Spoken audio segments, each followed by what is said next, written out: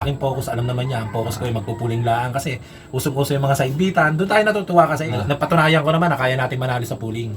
No. Pangalawa, pangmalapitan lang ito. Hindi po pwede sa hindi magcha-champion yan. Yun yung mga narinig ko na kahit na biro yun, masama sa loob ko pero i-convert ko as reality na kasi ako sa totoo lang ayaw ko ng mga negatibong tao, nega na tao.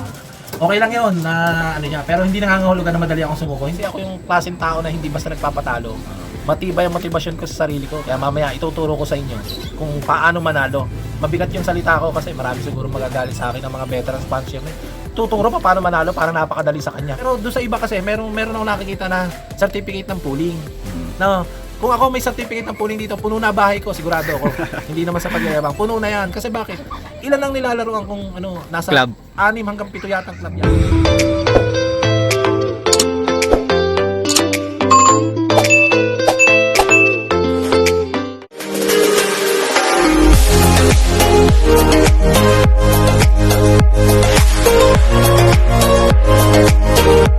What's up? Welcome back muli mga Alupatids dito sa ating channel.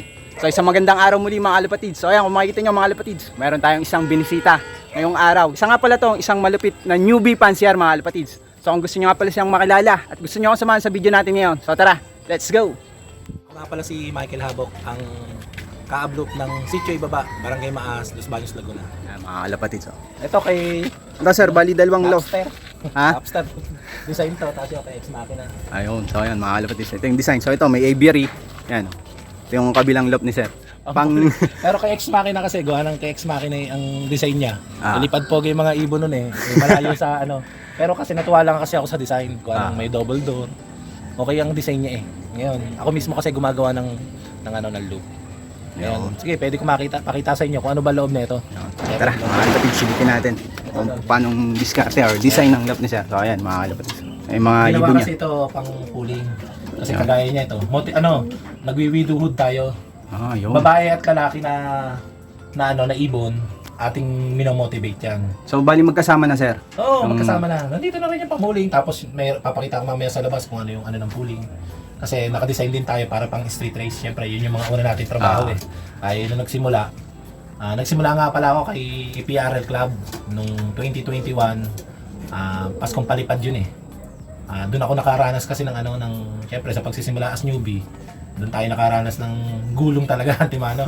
Masaklap talaga yung gulong ko kasi ang rank ko, kita mo naman, kasama ka naman sa nandun Hindi naman po talaga maiwasan yun sir. Hindi makita kasi yung ating hindi makita yung ating rank na inaasahan ko na siyempre kung bumili tayo ng mga ibon na medyo maganda, inaasahan ko na na ang aking rank mataas hindi. Ang nangyari nasa 100 tayo, 104 yata, 105, which is hindi maganda sa pagsisimula siyempre. Dahil unang-una mali ang ating simula Nagsimula tayo sa pag-iibon na 50 to 115. Basta pag may mga bata nagdala dito ng ibon, basta hindi nakaw, kinukuha natin. Minsan nga tukod, kumukuha rin talaga tayo ng tukod.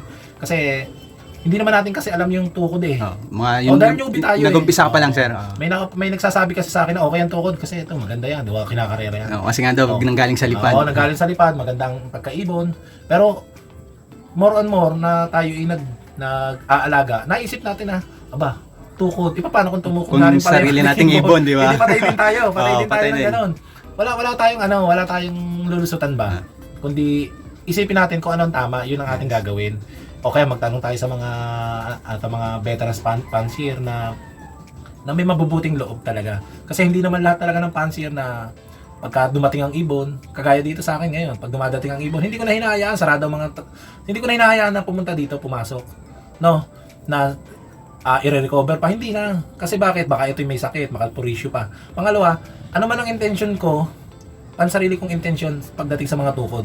Ang ginagawa ko, sinasarado ko na lang binibigyan ko ng tubig sa labas. Hindi ko na para ikulong at para i-recover. Hindi, bibigyan ko siya ng patuka pagkain sa labas. Hindi ko na siya hinahayaan pumasok. Tama. Kasi minsan yung isa may dalang sakit. Maganda yung intention ng ibang fancier na inaalagaan, Pero kasi yan marami kasing nag-i-intention nga na hindi naman natin masasabi kung talagang ganun nga ang intention nila. Meron naman talaga mabubuting fancier. Ang sa akin lang, wala nang temptation. Basta kung kumain ka, lumipad ka, ngayon kung ayaw mo umalis, ipopost ko yan o pinipicturean ko sa inyo to. Ngayon kung hindi talaga mabugaw, maaaring mahuli yan, pero sisiguraduhin ko sa inyo hindi dito yun sa loop kung hinuhuli yan. Sa ibang loop na yan. Pero pag nakita ko naman na hindi pa recover, syempre pinababayaan ko magpahinga. Ganun ang aking ginagawa sa mga tukod ngayon. Kasi yung tukod na mga binili ko noon, na may mga stamp, may mga ano, ang ginawa ko dahil tistis nga, dahil nga yun ang natutunan ko rin tistis yan ng mga may tukod o na binili ko. Syempre, ginastosan natin yung medyo malaki No, ang ginawa ko, ginupit ko at pinedering ko. Ngayon, nung mahaba ang bagwes, hinayaan ko nang lumipad kung saan man siya. Ayun, sa pagkakaalam ko, tingin ko, nagbalikan naman siya sa kanyang mga amo-amo. Which is masaya naman ako kasi unang-una, mahirap yung hindi talaga sa'yo. Napakahirap umangkin. Tama, sir. Nang hindi sa'yo. Kaya nga siguro, medyo kahit papaano, pinagpapala tayo sa ating ginagawa. Kung yun yung aking sa PRL, yung aking pagsisimula. Kaya yun na naging motivasyon ko na lumaban sa mga malalakas. Kumbaga, talunin. Pero kung ibang interpretasyon yung pagkakatalo nyo, nasa inyo na yun kasi hindi ko naman minamagaling ang sarili ko. Basta ang alam ko, gagawin ko yung part na alam ko. Na kung yung manalo nga, yun. Mamaya pag-uusapan natin yan kung paano yung mananalo sa pooling at yung mga tips naman dito. So yun, si Sir, bali Sir, isa napakagaling dito mga kalapatids. So more on pooling mga kalapatids and pan race, yung talagang yung pinag-aanuhan niya. Pinag-focus niya naman talaga. tayo sa derby din naman. Yun. Kahit pa paano. Makikita nyo rin yung trophy dyan mamaya. Ay, nakachamba tayo sa... Anong year Sir nung nag-champion kayo? Neto lang. Neto lang din, no? North race yun, no? Unang laro ng North. YB second place tayo dahil tayo nagkamali ng diskarte. Pero OB champion tayo. Na may trophy naman tayo. Unang laro sa UPF Club, tayo yung nag-champion ng North. Una at huling laro natin kasi hindi naman tayo naglalaro dun Kasi alam naman natin, 'di ba? Kaya tayo medyo pinagpala kasi nung last year na itong another pass kong palipad, kay Ulpa, medyo pinagpala rin tayo na pananalasa natin, lumalaban tayo. Wala tayong kaalam-alam kung tayo magcha-champion sa derby kasi ang alam lang natin at dito naman sa ating kaibigan na nagbablog ngayon, ang aking focus, alam naman niya, ang focus ko ay magpupuling lang kasi usong-uso yung mga side beatan. Doon tayo natutuwa kasi yung mga hindi ako nangangarap na mag-champion hanggang sa may naka-impluwensya lang sa akin, which is basher natin talaga kung tutuusin. Kasi alam naman niya kung gaano tayo kalawak din ang impluwensya natin. Na kahit tayo nasa bahay lang, may narinig tayong mga hindi maganda. Unang-una, yung nabash tayo kasi mahal ang mga ibon natin kasi pero nasa malayo tayo sa ranking. Malayo sa ranking. Napatunayan ko naman na kaya natin manalo sa pooling. No. Pangalawa, pangmalapitan lang ito. Hindi po pwede sa hindi magcha-champion yan. Yun yung mga narinig ko na kahit na biro yun, masama sa loob ko pero i-convert ko as reality na kasi ako sa totoo lang ayaw ko ng mga negatibong tao, nega na tao. Okay lang yun na pero hindi nangangahulugan na madali akong sumuko. Hindi kasi kahit anong field. Kumbaga Sir, parang ginawa mo na lang din siyang motivation, di ba? Motivation yung ating nagiging basher or kung sino mang Kaya nga ganun. Ito nga pala yung para makita niyo yung pagsisimula ko ng pooling, ganito yung gusto ko set up. So yan mga kalapatids. Yung design ng loop ni Sir. Box perch mga kalapatids. And then may hati siya sa gitna. Sasaraduhan niya. Yun. Widow hood style nga mga kalapatids. Kaya ganun. Ay, mga ibon ni Sir. So anong mga ibon to Sir? Mga pang south? Ito summer na to, summer. Pero kalimitan to south. Mga Mga 2K ban ni Ulpa. Tapos MRPC. So bali ngayon Sir, mga anong club nilalaroan mo ngayon? Sa ngayon, ang ating club na nilalaroan medyo marami. Ang ating club na mga pinaglalaroan, number 1 na si APRA syempre. No, si APRA, syempre may tie-up yan na LPFC no. Tapos kay PRL na nakasakay ngayon kay Ulpa. Tapos si MRPC, meron siyang Labcom, may local club siya dito o combined club sa Bay. Tapos syempre nawala na yung UPF, medyo na na yan. Pero meron tayong future na paglalaroan ngayon which is yung CSW ng Carmona. Member rin tayo doon pero hindi tayo nalaro. Ngayon lalaro tayo kasi iniimbitahan tayo ng ating mga kaibigan sa Kalamba. Ayos na syempre, mabuting magkakalaban yan. Pero masaya. Sa totoo lang, shoutout pala sa Team Kalamba. Kilala nyo na, hindi naman ako mahilig magme-mention ng mga pangalan. At hindi rin ako mahilig maglalabas. No choice lang naman talaga ako. Kasi isa nag-impluwensya sa akin kung bakit lumabas ako sa video na alam naman ng ating kaibigan din na vlogger na hindi tayo mahilig magpo-post malaki lang ang naging insulto sa atin dahil nga pagkakalapati talaga, tama yung mga sinabi nila. Pwede kang maging artista, commentator, historian, at ewan ko kung yun yung mga course, no? Pero anong nangyari kasi yun silang naging inspiration ko.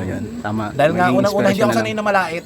Dahil unang-una nung tayo bata-bata, tayo maganda naman yung academic subject natin. Varsity scholar din tayo sa mga school. Alam din naman natin yung mataas kumbaga yung ating profile Tapos dito nung nagkalapati ako, walas tikang aking naramdaman na ano, kumbaga parang naabuso ako dito eh. Kaya ako naging yun, tumaas yung aking pangarap eh. Kasi ako yung klaseng tao na hindi basta nagpapatalo.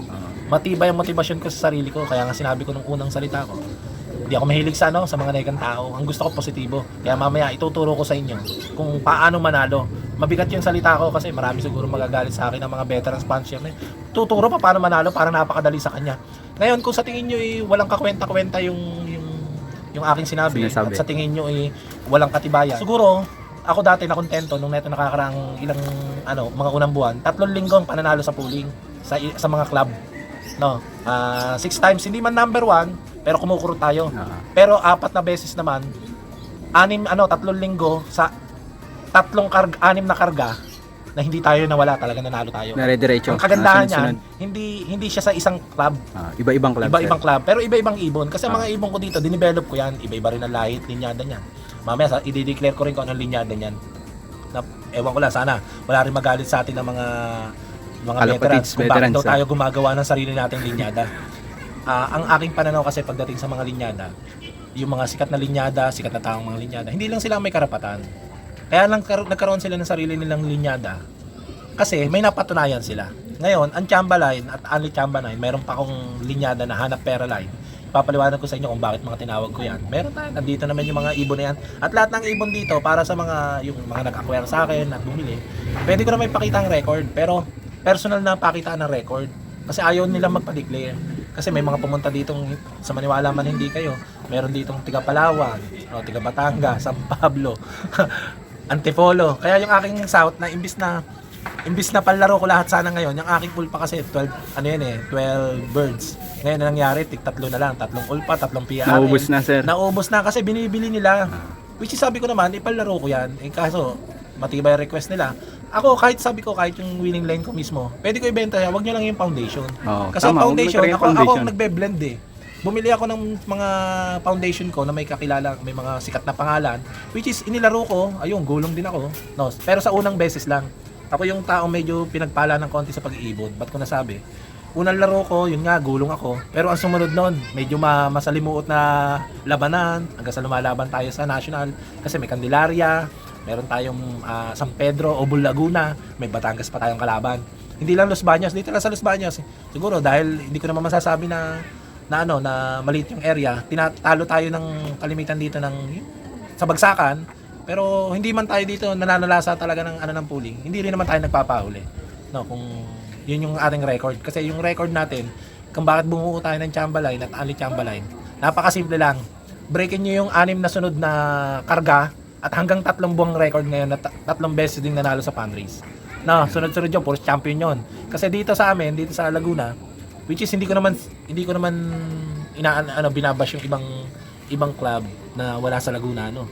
Dito kasi ang may certificate dito ay yung mga nananalo lang ng 1 to 3 pagdating sa fundraise, sprint race, no. Ang meron lang certificate na 1 to 10 dito pag derby. Yung overallan. No. Pero doon sa iba kasi meron ako nakikita na certificate ng pooling. No. Kung ako may certificate ng pooling dito, puno na bahay ko, sigurado ako. Hindi naman sa pagyayabang. Puno na yan. Kasi bakit? Ilan lang nilalaroan kung nasa club. 6 hanggang 7 yatang club yan. Active yun. Nananalo ko ng North. Sabay yun. North at South, nananalo ko. Which is mahirap para sa akin kasi unang-una marami ako naging tao dati. Ngayon, naging kanya-kanya na rin kami kasi gusto rin nila siguro gumawa ng sarili. Pangalan. At ako naman din natutuwa kasi yung accomplishment ng aking isa sa mga nire-respect ng kumpare, maganda, napakaganda. At ako'y natutuwa para sa kanya. Hindi ko lang na ma-mention yung pangalan niya kasi yun nga, gaya nga aking sinasabi. Hindi ako mahilig magbabanggit ng pangalan kasi hindi ko alam kung yung outcome niya, kung positive ba sa kanya o negative ba sa kanya. Baka kasi mamaya-maya, siguro naman kilala ng mga manonood, lalo na dito sa Los Baños, kung sino yung aking pinagkakatiwalang kumpare, no? At yung mga ibang advisor ko. Meron kasi wala akong naging mentor, pero may 3 advisor ako na sa tingin ko, sapat na sila. Kasi yung isa, veterans talaga. May 30 years na nag-iibon yun eh. Pangalawa, ito na may champion ng North. Na kaya niya mag-back-to-back champion ng North. Magaling siya. Ba't ko nasabi? Kasi ako, ang i-guide ko sa inyo, paano magpumili ng ibon mamaya, na paano gagawin breeding, sa breeding tips. At paano manalo. Yan yung dalawang ating magiging main topic. Kasi hindi ako nagmomoron, papakita ko yung mga ibon ko, yung mga champion birds ko. Lahat naman dito, Pwede kayong gumawa kahit nga yung mahihina yung ibon, pwede nating mapapanalo yan. Pag nalaman nyo. Mamaya kung anong malalaman tips. natin kay Malalaman sir, nyo yan. mga kalapatids. Ngayon, eto, pwede nyo Ito. ikutin to. So, ayan, silipin Ito muna yung- natin mga kalapatids. Oo. So, yung sinasabi ni sir. Mga pang pooling din yan sir, pang pang street race. street race. Naka-street race yan. Dati design. talaga more on street race lang si sir nung nakilala ko siya. Dati, yun lang talaga yung pinaka-focus niya. Ayan. Mapapansin nyo, talagang pang street race mga kalapatids yan. Oh. Kaya box-box lang, simpleng loop lang. Ayan, dyan siya nagsimula. Ayan. Ito. Ayan, Ito si Ten. Oh. Yan, Ayan pa mga kalapatids. Ay, dyan nadilaman tayo, no? Nadilam? Ayan. Yeah. Yan si Ten na. Ayan mga kalapatids. Kaya pinangalang Ten. Ba't 10 sir? 10th overall sa UPF. Ayun. Akalain ko maka 10th overall yan kasi walang butas yan eh. Nabutasan lang talaga. Alin dyan sir, yung nakaupo o Yung ito? nakahiga. Ito. Ayun. Ayun, yung naglilimlem. Yun na yan. Oh, yung si Ten na yan. 700 lang ang speed. Aba, nanalo naman kay parang nagdalawang beses yata siya. Multiple na rin kay kay Apra sa North, no? Pero nilaro ko kay North Chan, finisher siya ng Ilocos Sur. Kaya naman masyado na siya struggle eh. Siyam na beses na siya naikarga ng derby. Syempre, yung UPF 6 times kasi 'yon. Na lap, 6 lap. Tapos may plus 3 lap o 5 lap pa sana. Itinigil ko na kasi nagbutas siya eh. Bigla kasi ipinihit sa kaliwa, kahit papano yung Bulinaw, nakauwi pa rin siya.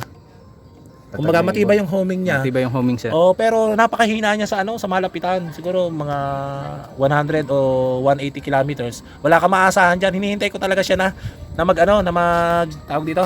Hinihintay ko siya na mag cut off saka lang ako naakyat. Kung quarter halimbawa, kunyari 3 PM. Pag magka-cut off saka ko lang siya inaakyat. Kasi Kumbaga, yun yung oras ng ano niya sir. sa 1 to 4 laps niya na pinuntahan dito, puro 700 yun. 779. Kaya pala ganun oras kayo bago mag-cut off kayo naakyat. Oo. Ngayon, hindi na natin maano, sayang yung ating champion. Yung champion natin nandoon. Ayan. Ito, So, ito, pwede natin ayan, maraming ipakita. love si sir. Oh, ito nga pala mga kalapatids yung location yun. Bali ano to, 360 degree mga kalapatids. Oh. Ayan. Di ba? Sa second floor tayo. Tawag dito, ito ang champion. Ako yung inaaawa sa champion. Kasi ang champion, nasa 4 laps pa lang siya, tumihit ang ulo niyan. Ayan o, makikita nyo Oo naman. nga no. Ang kagandahan lang dito sa champion na to, madaling mag-recover. 15 minutes lang nakaka-recover na siya. Pag dumadating siya. Oo. Kahit mabilis siya dumating, eto sana yung malaki chance na mag-champion sa YB eh. Naging second place lang siya. Kasi sa tuwa ko dun kay Ten, kasi yung dalawang yan eh. Sa tuwa ko kay Ten, si Ten kasi nababaya sa hagdan. Dito sa hagdan na to. Una kong hinuli yan kasi 1-1 ang speed. Bukod tangi. Hanggang sa nahuli ko yung 1,000 na lang kasi dinakma ng aking anak. Napagalitan ko ng aking anak. Kasi dinakma niya, hindi naman dinadakma yung mga yan. Ito kasi hindi ko sinanay ng pang pooling. Kaya itong mga to may ilap. Bababa muna sa bubong, tapos bababa ito landing board niya. Dito yan bababa. Sinalado ko lang landing board niya, bababa yan. Ito mga kalapatids, landing board. Ngayon, hindi ko alam na nandiyan pala siya sa landing board. Ibig sabihin 5 minuto na siya dito. Ang lamang lang nung nag-champion ay 2 points. Kaya medyo masakit sa kanya kasi nandito Konti na siya. lang. Oh. Hanggang sa na-vision ako na, naku, yung pa-champion nandito na rin pala. Sayang. Kaya sabi ko, okay, hindi na rin ako. Natuwa na rin ako kasi nakikita ko siya Tapos yung last lap ng Santa Fe, no. Yun ang mapapansin yung mga kalapatids. Umikot na talaga siya, Tatabing pero yung ulo. nakauwi pa siya kahit na siya kinabukasan na ng hapon nandoon sa patukaan. Kaya natuwa ako sa kanya kasi pwede mo rin makita yung kanyang mga magulang kasi ang mga magulang nito undeclared na lahi ng magulang na champion. Kaya ako naniniwala ako sa isang kasabihan na lagi ko naman na ipopost na ang mangga hindi pwede magbunga ng santol. Malapit sa katotohanan ang mga winning line. Ayun. Kaya sa pagpili ng mga breeder, Ayan, mga kalapatids, ang tips ni sir. importante na alamin nyo, no, na ang breeder nyo ay Breeder tunay na na gagamit. linyada ng champion, hindi daw raw. Huwag kayong Ayaw. magpapaniwala doon. Pangalawa, sa pagpili at pagbili ng mga ibon, ang hahanapin nyo, sa akin lang huwag sana magagalit yung ibang fancier na nagpo-post ng kanilang mga champion. Oo nga mga champion, iba henerasyon ngayon. Ni klima ngayon, iba. Consider din natin ang klima ngayong panahon na to. Ayun. Which is, pagbili ng breeder, Is pumunta winning kayo- line talaga mga sir. wala kayong pakialam sa mga, wag niyong pakalman yung taong sikat at taong mahihina. Ang alamin nyo, kung lahat ba ng season, sa season kasi namin dito sa Laguna, hindi ko alam kung parehas din kasi bago nga ako eh. Masyadong limitado pa lang din ang aking kaalaman, Hindi ko alam kung north, south, summer din ang ibang lugar. Hindi ko alam yan. Kung kayo pipili ng bibilhan nyo ng breeder, importante na north, south, at summer nananalo ang ibon. Hindi man champion, pero nananalo talaga. Pero kung, halimbawa, kunyari, sa north lang nagpapapanalo ang ibon, tapos naghihintay lang na susunod na, ibig sabihin, Na north ulit, sir. Parang ganun. Iniingatan niya na maglaro ng south kasi Hindi kasi ito parang hindi ganun, siya parang para hindi daw sa ng south. ibon niya. Ibig sabihin, limitado lang ang ibon niyan. No, hindi, pwede mo siyang bilhan, pero hindi mo po pwedeng asahan. Wala kang aasahan. Kaya yung ibang mentality ng mga nabili, nahihirapan sila kasi ang inaasa nila dahil champion line to, champion din na makukuha nila. Champion na. Hindi, mali yun. Isa pa yan mga kalapatids, hindi kamot bumili kayo ng champion, sa champion, ikaw cross champion si champion is maglalabas agad ng champion. Pero pwede mangyari yun. Yun yung mamayang tips na may bibigay ko sa inyo. Ayun, Yung sinasabi niya na kung champion ang binili mo, champion ang binili. Kasi nga, kulang tayo sa knowledge. Yun yung ituturo ko mamaya Ayun. na kailangan mo malaman. Pwede talagang mag-anak ang champion. Pwede, Ano pwede ba naman. maanakin yan? Ulaga? O mahinang nila lang? Hindi ganoon. Aanak ng champion yan. Kasi nga, champion line eh.